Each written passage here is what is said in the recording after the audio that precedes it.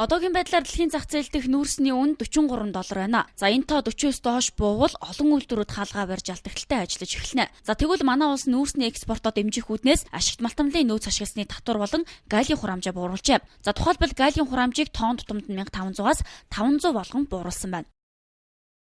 Засгийн газрын тогтоол болон галийн бүрдүүлэлтийн хураамжийг тогтсон байгаа. За дараадах нь бол галийн бүрдүүлэлтийн хураамжийг бууруулах тухай засгийн газрын шийдвэрийг бас хэдэлсэн батлуулсан байгаамаа. За ингэснээр ашигт малтамлын нөөц ашигласны төлөв татвар болон галийн хураамжаас улсын төсөвт орлого багасгаар харагдж байгаа хэдий ч аж ахуйн нэгжүүдийн төсөвт оруулах бусад татвар өөр хэлбэрээр орлох хэмжээ бол нэмэгдэх юм аа.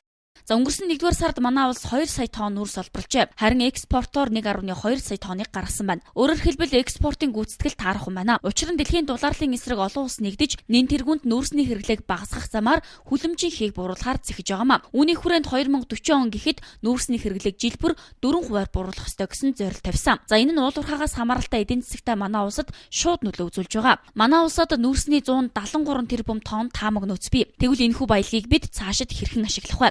Нүүрснээс хийн түвш болон дизель гаргаж авах боломж бий. За тэгвэл дэлхийн олон орн ч нүүрснээс татгалзан хийн түвшний хэрэглээг нэмэгдүүлж байгаа. За тэгвэл манай улс энэхүү технологиг нэвтрүүлж нүүрсийг боловсруулан ашиглах боломжтой юу? Энэ нүүрсийг одоо гүн боловсруулах технологи нь одоо өөрөө яг өнөөдрийн байдлаар бол өндөр өртөгтэй, өндөр одоо зардалтай байна л да. Тэгэхээр өртөхийн хувьд бол өндөр гарна.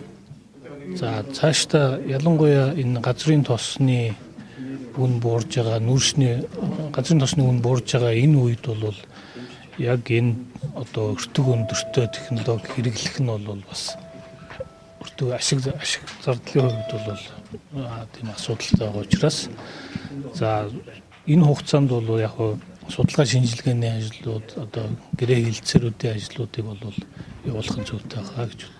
Дэлхийн зах зээл дээр газрын тосны үн уналттай байгаа энэ үед өндөр өртөгтэй дээрх төслүүдийг манай улсад хэрэгжүүлж эхлэх боломжгүй гэнэ. За гэхдээ өнгөрсөн 105-7 ордод нүүрсэн давхаргын метанхий олборлох туршилтын үйлдвэр нэгдсэн. За түүнээс гадна томоохон компаниуд нүүрс боловсруулан шингэн түвш гаргах төслүүдийг боловсруулж эхэлсэн байна. За хэрэв төрөөс эдгээр төслүүдэд дэмжвэл нүүрсийг түүхийгээр нь гаргах бус боловсруулж үнэт хүргэх боломж байгаамаа.